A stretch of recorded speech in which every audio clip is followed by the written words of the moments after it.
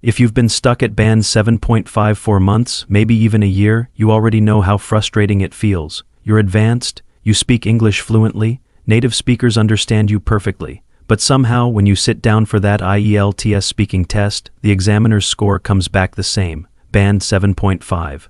Again, and you're left wondering what on earth you're missing. What's the invisible line between being a really good speaker and being a band 8 speaker? What does the examiner actually want? Today I'm going to show you exactly that. Not theory, not vague advice about speaking more naturally. Real, practical examples of what separates a band 8 candidate from everyone else and how you can start implementing it immediately. My name is Sarah, and I've worked with hundreds of advanced learners just like you. The ones who've already invested thousands of hours into English. The ones who don't need basic grammar lessons or vocabulary lists. What they need, what you probably need, is the final push. The specific techniques that take you from very good to exceptional. And here's what I've discovered after analyzing thousands of speaking transcripts. Most advanced learners are actually doing almost everything right. The problem isn't your English. The problem is you don't know what the examiner is listening for at the band 8 level. Let me give you a real example. Recently, I was working with Maria, a 32-year-old engineer from Brazil. She'd taken IELTS 3 times, band 7.5 every single time. She came to me frustrated, almost ready to give up. She said, "Sarah, I don't understand. I speak fluently. I use complex sentences. Why isn't it working?" So I asked her to record herself answering a common IELTS question. Describe a skill you'd like to learn. I listened to her answer. It was genuinely impressive. No hesitation. Good vocabulary, correct grammar. Any English learner would be thrilled with that performance. But here's what Maria was missing. She wasn't showing the examiner. What makes a band 8 speaker different? The band 8 candidate doesn't just answer the question. They demonstrate something much more specific. They show linguistic range and precision. They prove they can organize complex ideas effortlessly. They demonstrate awareness of audience and context. And here's the critical part. They do all of this while sounding completely natural, like they're having a genuine conversation, not performing. When Maria listened back to her own recording, she immediately heard it. She was answering questions, yes, but she wasn't thinking out loud. She wasn't showing the examiner her thought process. She wasn't qualifying her statements or adding nuance. She was just delivering information, and that's the difference between band 7.5 and band 8. So I showed Maria what I'm about to show you. I gave her a band 8 example of the exact same question. Listen to the difference. A band 8 candidate might say something like this. Well, I'd probably want to learn how to cook more adventurously. I mean, I can manage the basics, everyday meals, but what I'd really like to develop is the ability to experiment with cuisines from different cultures, particularly Southeast Asian cooking, because I find the balance of flavors absolutely fascinating. I think it would not only be personally fulfilling, but also a practical skill that would help me impress friends when I host dinner parties. Notice what's happening here. The candidate is thinking. They're using discourse markers that show natural thinking patterns. They're adding layers of explanation. They're using specific examples. They're showing why this skill matters to them. They're demonstrating linguistic awareness by choosing sophisticated vocabulary, like adventurously and impress in context, not just throwing in fancy words randomly. But here's what most band 7.5 speakers do. They say, I want to learn cooking. I can cook basic food, but I want to learn how to cook different cuisines like Asian food. It's interesting because I like the flavors, and it's useful because I can cook for my friends. It's clear, it's grammatically correct. It answers the question, but it doesn't show band 8 thinking. It's flat. It doesn't show the examiner that you're thinking in real time. It doesn't show qualification or nuance, and that's exactly what separates the bands.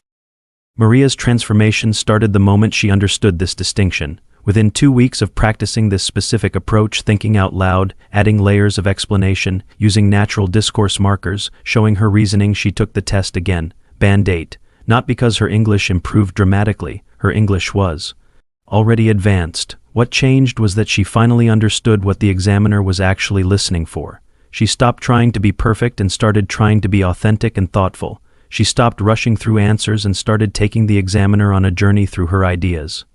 Here's what I want you to understand. You're not at band 7.5 because you don't know enough English. You're probably at band 7.5 because you don't know how to demonstrate what you know in the way the examiner expects. And that's actually good news, because this isn't about learning new grammar or memorizing vocabulary. This is about shifting how you perform on test day. It's about showing the examiner that you don't just speak English, you think in English. You can navigate complex ideas with ease. You can show nuance and precision. You can sound like a real person having a real conversation, not a robot reciting prepared answers. In the next part of this video, I'm going to break down the exact framework that takes you from Band 7.5 to Band 8. I'm going to show you the 3 linguistic features that separate the bands. I'm going to give you more real examples so you can hear the difference clearly, and I'm going to give you the specific techniques.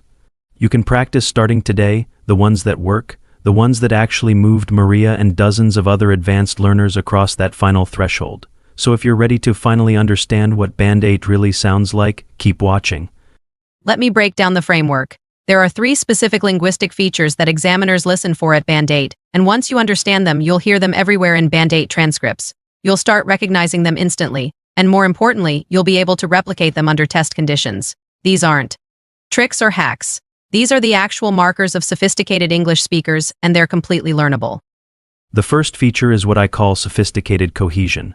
Now you probably already know what cohesion is. It's how you connect your ideas together. Band 7 speakers do this adequately. They use basic connectors like and, but, because. That's functional. It works. But Band 8 speakers use cohesion to guide the examiner through their thinking. They use phrases like that said, in that respect, to that end, along those lines. These aren't fancy words for the sake of it. They're strategic connectors that show you're aware of how ideas relate to each other. They show thinking. Let me give you a concrete example. A Band 7 candidate might say, I like reading books because they help me relax and they teach me new things. That's fine, clear, correct. A Band 8 candidate would say, I'm quite drawn to reading, primarily because it serves a dual purpose for me. On the one hand, it's genuinely therapeutic after a busy day, but on the other hand, and perhaps more importantly, it exposes me to ideas and perspectives I wouldn't otherwise encounter. See the difference?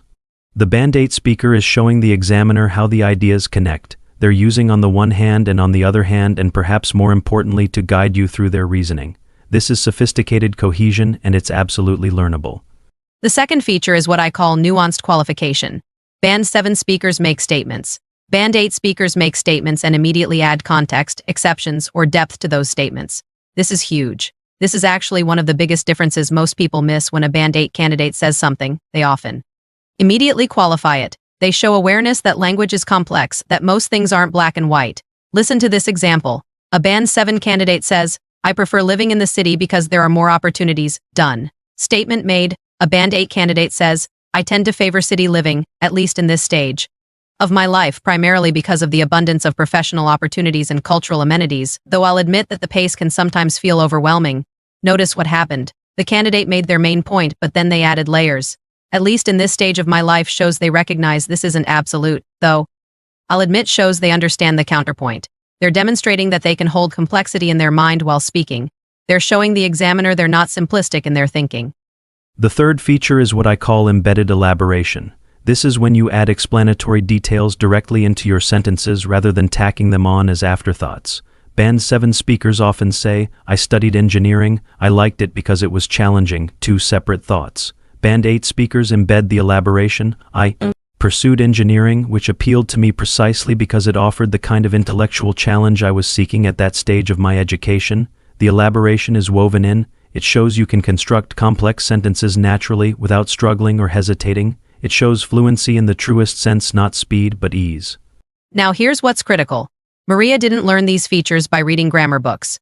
She learned them by listening to Band 8 examples and then practicing with intention. And this is the second part of the framework. You need to hear Band 8 speaking repeatedly. Not just once. Repeatedly. Your brain needs to internalize the patterns.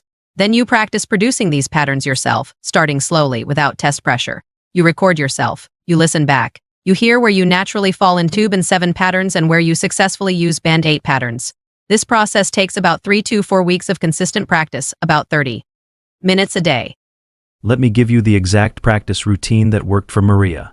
Every morning she listened to a 2-minute Band 8 sample answer. Just listened. No transcripts, pure listening. This trains your ear. Then she would answer the same question herself, recording it. Then she would listen to her answer and specifically listen for opportunities to add sophisticated cohesion, nuanced qualification, or embedded elaboration.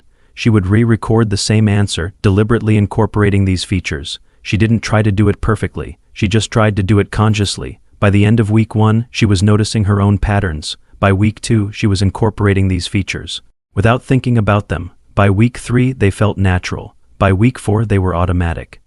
The other thing Maria did was she stopped being afraid of pausing. Band 8 speakers sometimes pause, not awkwardly, but thoughtfully. They pause to think. They say things like, well, let me think about that for a second, or that's an interesting question. This is completely acceptable at Band 8 level. In fact, it's expected. It shows you're thinking, not just retrieving pre-prepared answers. Band 7.5 speakers often try to eliminate pauses because they're nervous, and it makes them sound rehearsed. Band 8 speakers use pauses strategically, and it makes them sound thoughtful.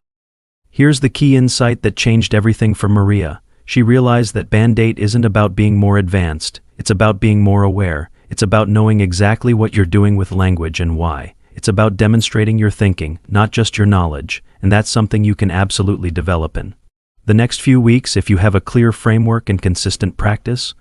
So here's what I want you to do starting today. Find a Band 8 sample answer online.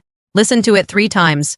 Pay attention to those 3 features: sophisticated cohesion, nuanced qualification, and embedded elaboration. Then record yourself answering the same question. Listen back. Count how many times you naturally use these features. Most Band 7.5 speakers use them once or twice in a 3-minute answer. Band 8 speakers use them 5 or 6 times. That's your baseline. That's what you're training toward. Not perfection. Just conscious, consistent application of these features. And in 3 to 4 weeks of this practice, you'll retake the test, and you'll see the difference.